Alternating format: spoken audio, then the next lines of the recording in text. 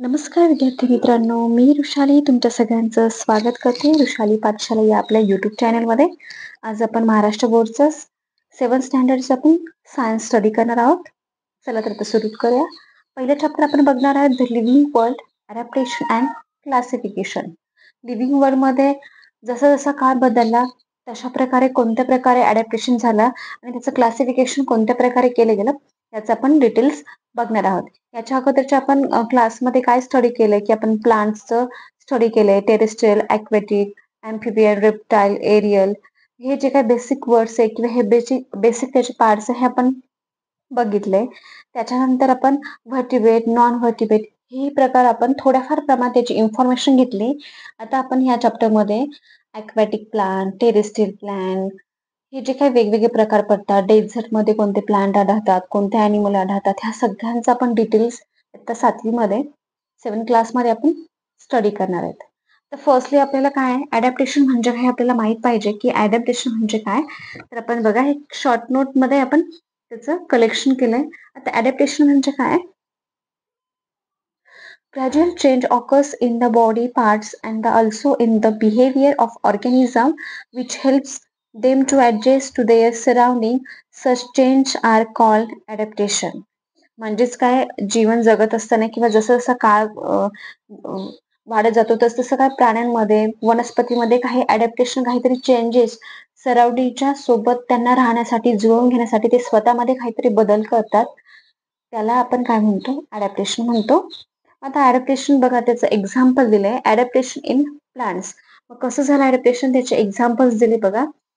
First आता बघणार आपण प्लांट्स, त्याची हॅबिटॅट म्हणजे त्याच्या कुठे आढळ होतो त्याचा.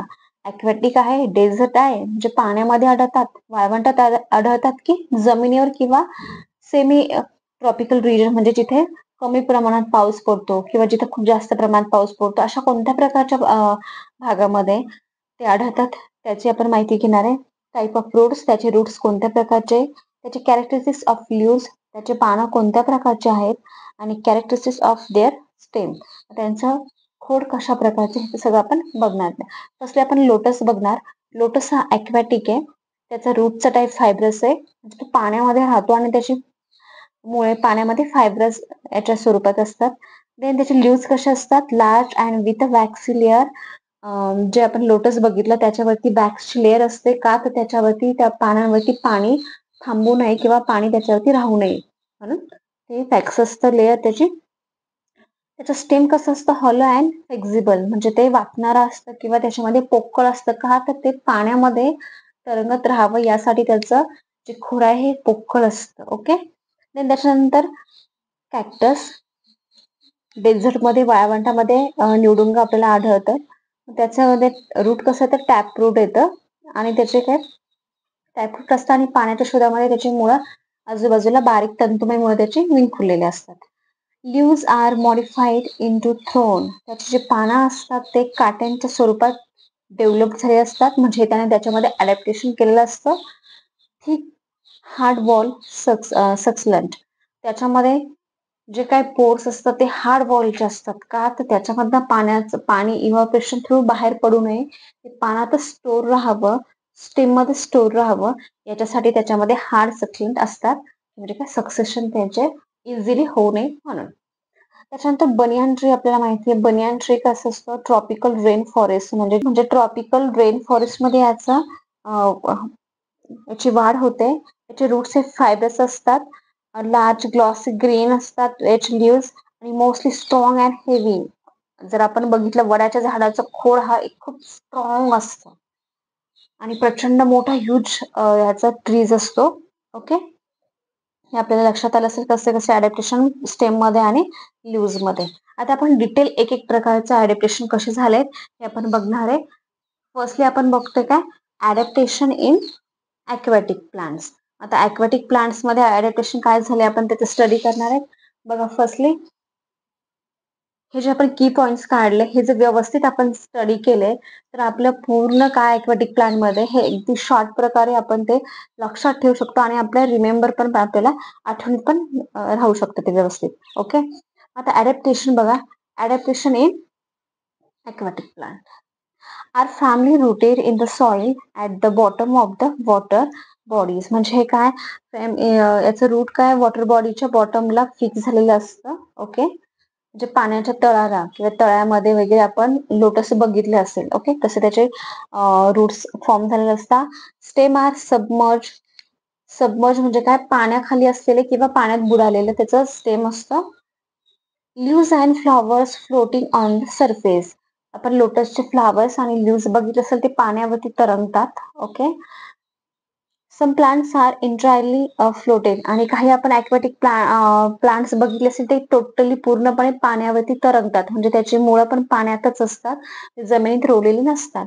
Roots are not anchored in the soil. जमिनीला होल्ड केलेले नसतात त्याचे मुळं, ते पाण्यातच तरंगत असतात. ॲक्वॅटिक रूट्स असतात त्याचे. Aquatic plants leaves and stem covered with the waxy layer.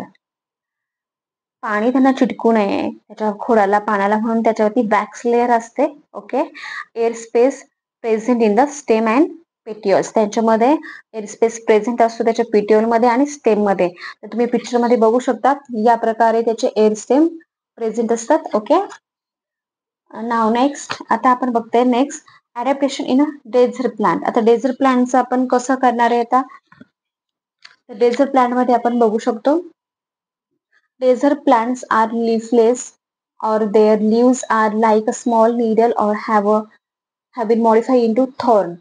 Desert plant मध्ये लीव्स नसतात, त्याच्याऐवजी ते थॉर्न मध्ये मॉडिफाय झाले असतात. As a result they loss very little water bye evaporation. Evaporation मधनं वॉटर कमी प्रमाणात लॉस व्हावा म्हणून हे त्याच्यामध्ये झालेलं ॲडॅप्टेशन असतं. Then stem storage water and food. त्याचं स्टेम जे जाड स्टेम असतं किंवा ग्रेनी स्टेम असतं ते काय फूड स्टोरेज करतं आणि वॉटरचं पण स्टोरेज करतं. Stem are green as they are perform photosynthesis. जे काय डेझर्ट प्लांट मध्ये जे खोड असतं हे फोटोसिंथेसिस करतं. Their roots penetrate deep in to the soil. त्याचे रूट्स हे सॉइलमध्ये खूप जास्त प्रकारे होल्ड जास्त मजबूत प्रकारे होल्ड झालेले असतात आणि बारीक जे फायब्रस रूट असतात ते इकडे तिकडे फिरलेले असतात जमिनीमध्ये, का तर पाण्याच्या शोधामध्ये, सर्चिंग ऑफ वॉटर, पाण्याचे ते जमिनीमध्ये फिरलेले असतात.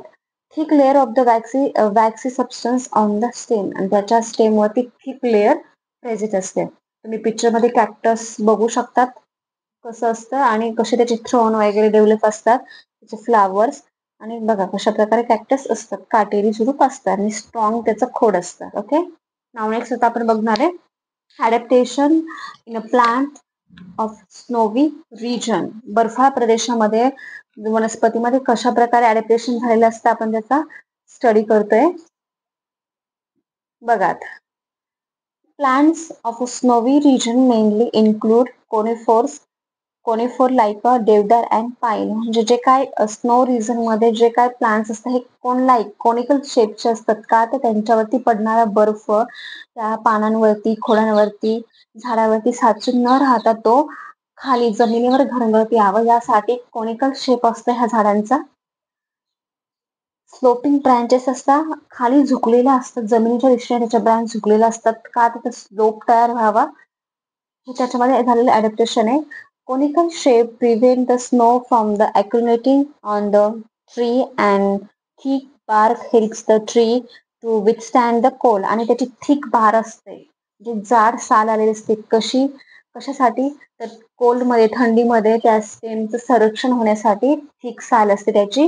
त्याचं एक्झाम्पल तुम्ही बघू शकतात. काय आता बघा, ह्या प्रकारे त्याचं खाली झुकलेले असतात, हे आईस वगैरे त्याच्यावरती पडलेत ते निघून जातं. हा आहे देवदारचं ट्री आहे. ओके, नाव नेक्स्ट आता आपण बघतो adaptation in a plants of a forest region. आता फॉरेस्ट रिजन मध्ये कशा प्रकारे ॲडॅप्टेशन असतं आपण ते बघणार आहे.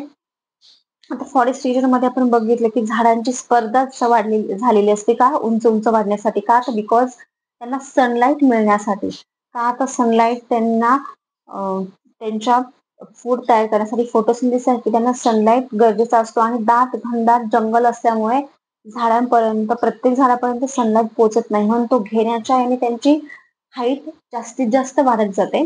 त्याच वेली पण त्याच प्रकारे वाढतात त्याच झाडाचा हेल्प घेऊन, इतर झाडांची हेल्प घेऊन त्या वेली झाडाला स्प्रिंग लाईक गुंडाळ करत त्या वाढतात. पिक्चरमध्ये तुम्हाला हे दिसत असेल, या प्रकारे वेली पण वाढतात. बघा आता त्याच्यामध्ये काय होतं, adaptation of the forest region. Adaptation in a forest region, a variety of plants, trees, shrub and herbs are found. फॉरेस्टमध्ये ट्री, shrub आणि herbs हे आपल्याला बघायला मिळतात. These plants compete among themselves for the sunlight. म्हणजे त्यांची एक स्पर्धाच असते, कॉम्पिटिशन असते एकमेकांमध्ये की सनलाईट घेण्यासाठी, मग त्यांची उंची जास्तीत जास्त वाढते. Trees grow tall to get sunlight.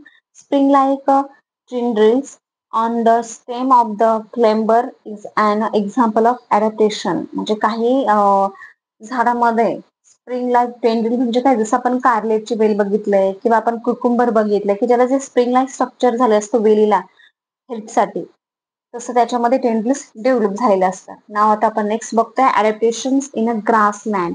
आता ग्रासलँड म्हणजे काय, आता गवताळ प्रदेशामध्ये कसं ॲडॅप्टेशन झालं असतं, तर त्याच्यामध्ये diverse type of the bushes and grasses are found in the grassland. ग्रासलँडमध्ये वेगवेगळ्या प्रकारचे गवत आपल्याला बघायला भेटतात, आढळतात तिथं. Fibres root of grasses prevent soil erosion. आणि गवतामुळे गवताळ प्रदेशात सॉइल इरोजन कंट्रोलमध्ये असतं. Because why there fibres root. Fibres रूटने त्यांचे सॉइल इरोजन, त्याच्यानंतर रेन झाल्यानंतर, पाऊस पडल्यानंतर जे काही सॉइल इरोजन होतं हे कंट्रोल केलं जातं ग्रासलँडमध्ये. त्याच्यामुळे जमिनीची कमी प्रमाणात तिथे इरोजन म्हणजे धूप झालेली असते. Forest in the equatorial region are dense. खूप घनदाट जंगल आहे तिथे. आणि grasses in the cold region are very short. आणि जिथे थंड प्रदेश आहे त्या थंड प्रदेशामध्ये जे काही ग्रास गवत वाढतं ते छोट्या प्रमाणात वाढतं, त्याची लेंथ कमी असते. अदर दॅन बाकीच्या ग्रासलँडमध्ये गवतांची हाईट पण, ग्रासची हाईट पण खूप जास्त प्रमाणात असते. याच्यातला नेक्स्ट पार्ट आपण नेक्स्ट लेक्चरमध्ये बघा. Thank you for watching this video. तुम्हाला व्हिडिओ नक्की आवडला असेल, लाईक करा, सबस्क्राईब करा आणि शेअर करा. Thank you for